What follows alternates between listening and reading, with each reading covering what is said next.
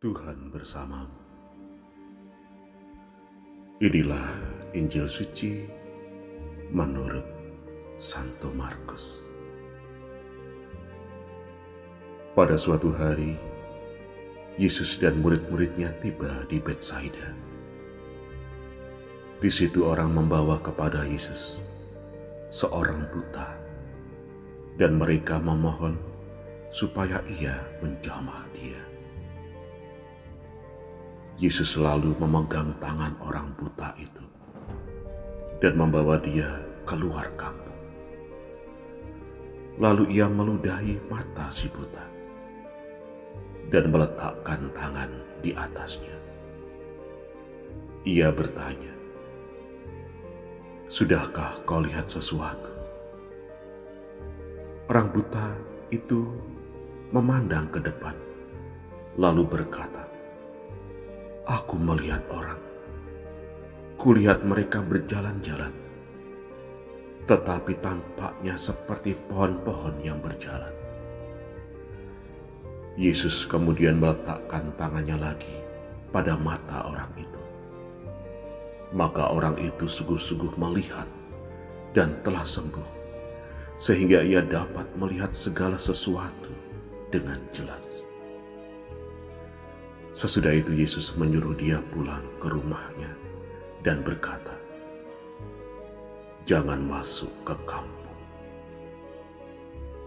Demikianlah sabda Tuhan. Saudari dan saudara, selamat pagi, berkatalah.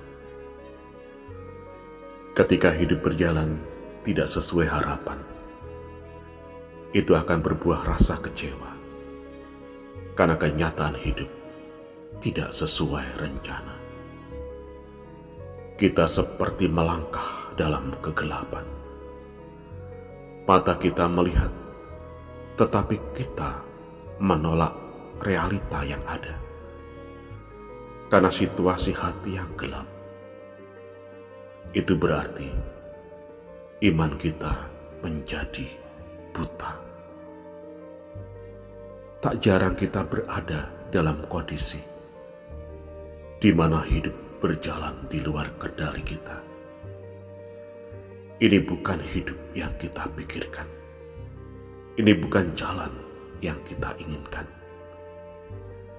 Ketika saat-saat seperti itu tiba, seringkali kita bertanya kepada Tuhan, mengapa?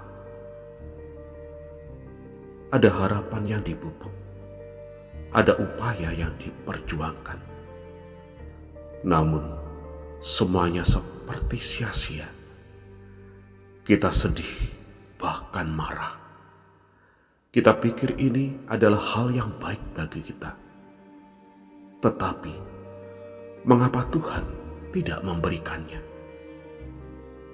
Hati kita ternyata bisa menipu diri kita sendiri, membutakan mata iman kita untuk melihat kehendak Tuhan dengan jelas.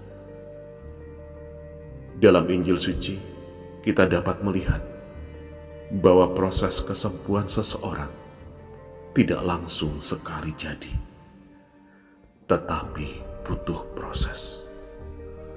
Butuh 2 kali proses sampai orang buta itu dapat melihat sesuatu dengan jelas. Beriman pun adalah sebuah proses, dan tidak sekali jalan langsung tancap gas, karena hati dan pikiran manusia terbatas. Kita hanya bisa melihat hal-hal yang ada di depan kita. Namun Allah, pencipta semesta dan pemilik hidup kita, melihat segala sesuatu dengan jelas dari atas sana.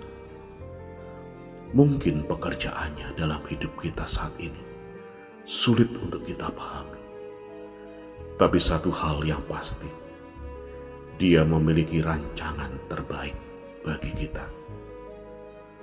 Pada akhirnya, hidup memang tidak selalu berjalan sesuai dengan harapan atau ekspektasi kita. Tiada dari kita yang tahu sukacita dan ujian yang mungkin akan kita hadapi ke depannya. Namun satu hal yang kita tahu pasti, bahwa Yesus senantiasa bersama dengan kita melewati semuanya. Menerima kebenaran ini akan mengurangi beban hidup kita, karena terkadang yang menyakiti kita bukanlah kenyataan hidup, tetapi ekspektasi kita pribadi.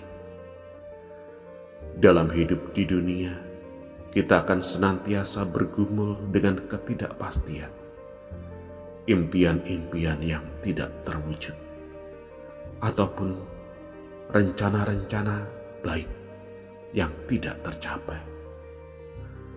Namun satu hal yang pasti, kita memiliki akhir yang bahagia di rumah Bapa.